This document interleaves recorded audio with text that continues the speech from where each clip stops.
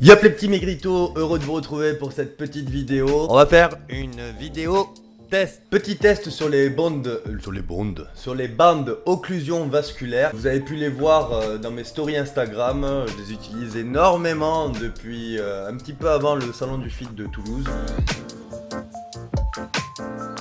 Qu'est-ce que c'est que ce merdier? Qu'est-ce c'est quoi ce beans? Est-ce que ça sert vraiment?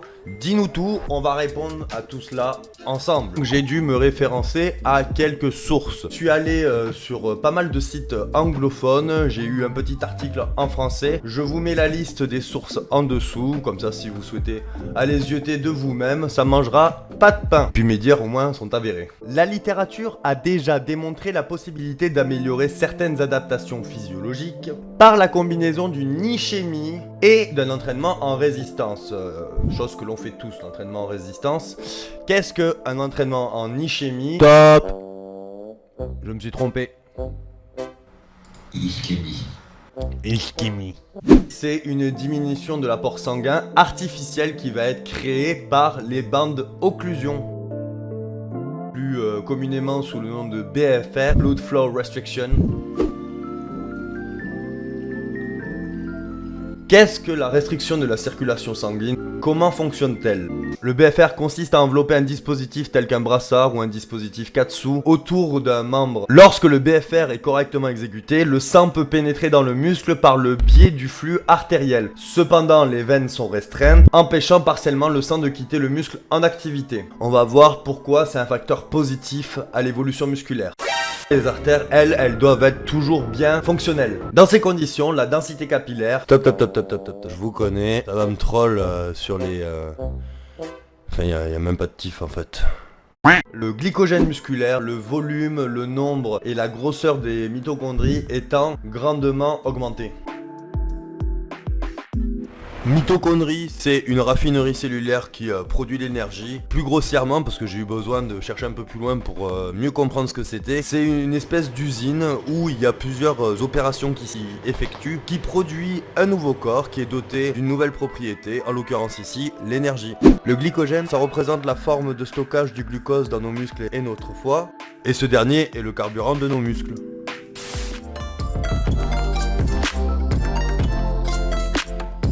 Des trainings en ischémie, donc avec occlusion, avec charge faible 20%, 50% d'un RM. Permettez des gains de force en hypertrophie et d'endurance musculaire quasiment identiques qu'avec un training en résistance lourde classique 80% 1 RM.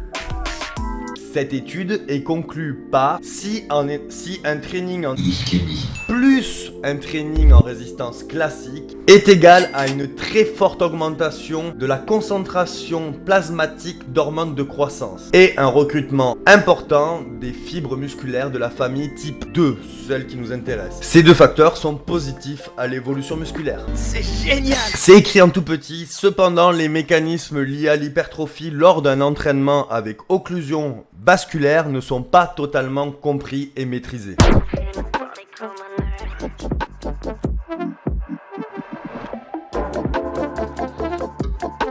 Il y a une petite étude qui a été faite, je vais essayer de la résumer par le biais d'un montage pour voir si vous arrivez à comprendre. Et je vais essayer de vraiment le synthétiser. Il y a eu un test qui a été effectué sur un groupe de 23 joueurs de rugby de haut niveau, sur une durée de 8 semaines. Ça a été divisé en 3 groupes, un groupe non entraîné, un groupe entraîné sans occlusion et un groupe entraîné avec occlusion nommé LIO. On va se cantonner uniquement au groupe qui a eu l'occlusion. Donc après les 8 semaines d'entraînement, le groupe avec occlusion a obtenu sur un dynamomètre isocinétique une augmentation significative de la force isométrique et isocinétique. Un test de résonance magnétique passé au groupe avec occlusion a permis de conclure que les changements dans la force sont dus à une hypertrophie musculaire. Les sujets étant des athlètes de haut niveau dans le programme habituel en entraînement en résistance ne devaient pas provoquer d'amélioration dans la force et dans la grosseur du muscle. Après ces 8 semaines, ils ont vu que le groupe qui avait les bandes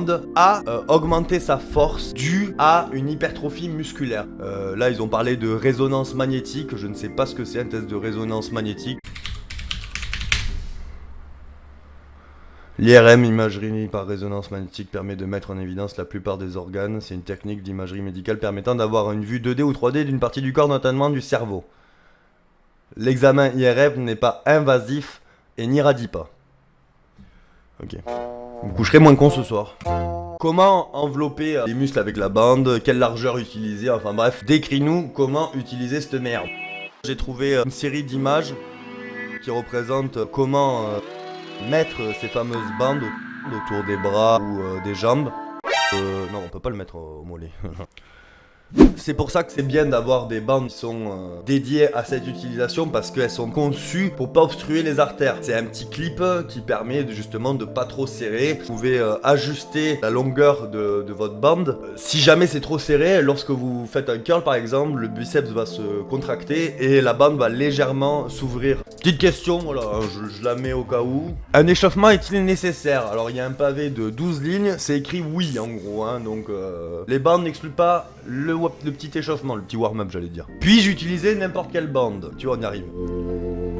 Je vais reprendre texto ce qui a été marqué sur une phrase. En fait, il a été prouvé qu'un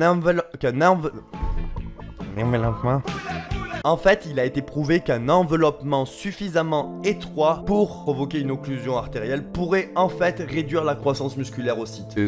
C'est pas fou, hein, c'est pas fou. En gros, fais pas un truc maison avec la ceinture de judo trouvée sur le petit kimono du frérot dans son armoire, parce que tu vas me faire une nécrose, là tu vas avoir un truc tout pourri à la place de la cuisse. Achète la bande, c'est pas ultra cher, je suis pas sponsorisé ni partenarisé pour ce style de bande, d'ailleurs il fait pas la promotion de la marque. S'il te plaît, achète le bon matériel pour la bonne utilisation. Combien de poids devrais-je soulever avec les bandes?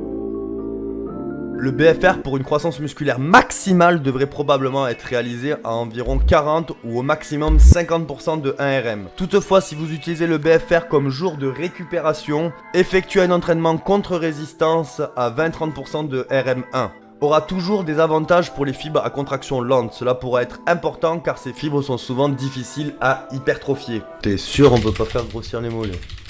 Non, on peut pas le mettre au mollet. Nope. Y a-t-il des effets bénéfiques sur les muscles des membres non restreints?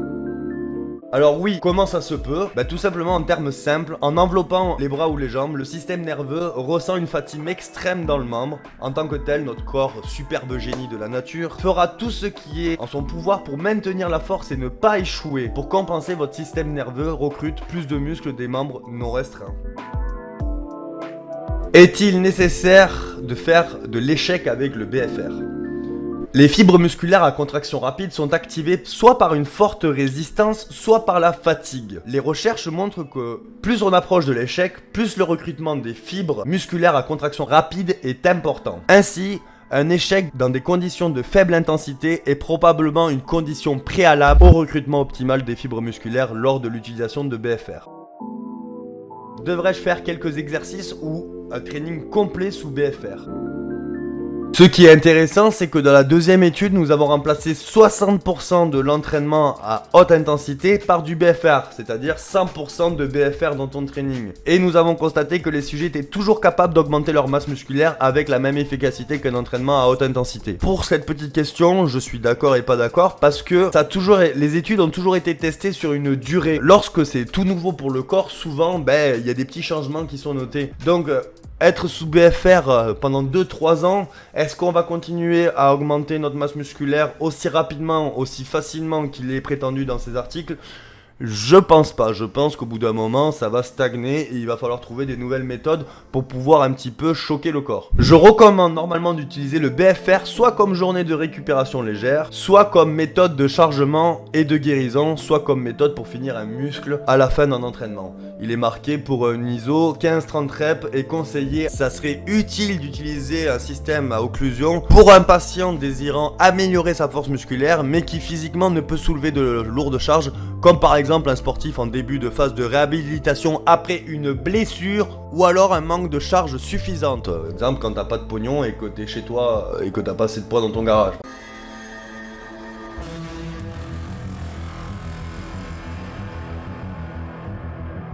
Ce qui me fait arriver forcément à cette conclusion, à mon propre témoignage de mon utilisation des bandes. Je l'utilise plus pour un cadre de guérison. Le fait d'appliquer la bande sur le muscle, en l'occurrence moi c'est l'avant-bras, et une tendinite suite au bras de fer du salon du Fit du Toulouse, ça va inhiber un petit peu la douleur pendant l'exercice parce que il y a une pression qui s'exerce et est très agréable et très confortable. J'utilise aussi la bande BRF pour tout ce qui est mes exercices de tension musculaire de poignet d'avant-bras. C'est idéal pour la souplesse. L'utilisation de la bande pour un training hors blessure, c'est toujours un plus dans un entraînement de musculation assez routinier. Un petit peu de sensation, ça mange pas de pain. Il y a un truc en plus qui est super bien et qui va vous intéresser, c'est le veinage, le pop-up des veines. C'est sûr que quand tu te bloques un petit peu le flux sanguin, tu peux être sûr que tu vas avoir Google Maps sur les bras. Est-ce que c'est un accessoire indispensable en termes de gain? Je pense pas. Enfin, je pense pas que c'est un outil indispensable. On a vu des physiques naître depuis des années sans l'utilisation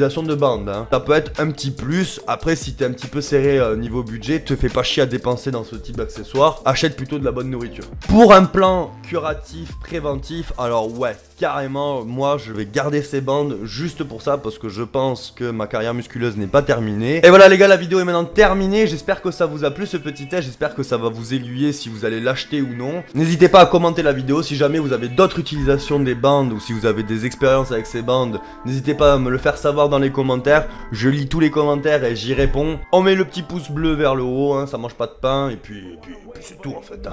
Allez, ciao ciao.